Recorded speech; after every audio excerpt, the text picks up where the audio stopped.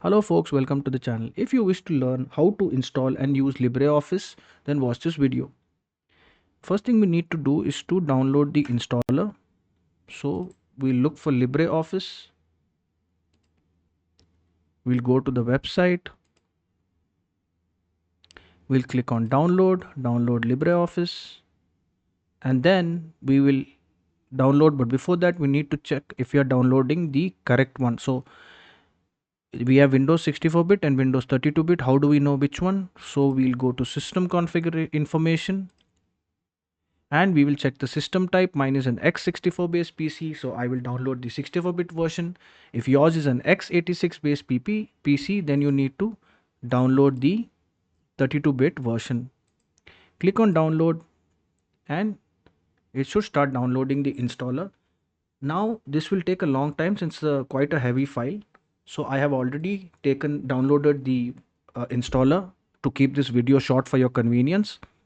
So we will look for LibreOffice installer. So this is libreoffice.msi, and then you can just open it and then click on run,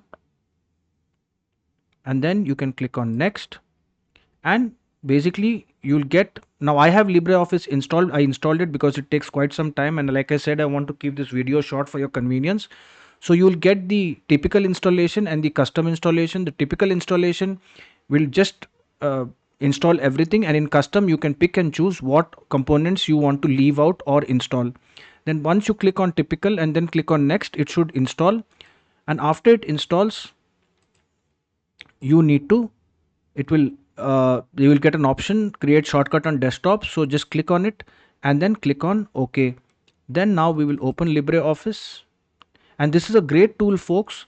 It's free first of all, and you can use many of its functions, like you can use the Word document like you can see here, and you can also use the spreadsheet. So you can use the spreadsheet for whatever entries you want, or for to calculate various codes. And then you can also use it as a presentation template.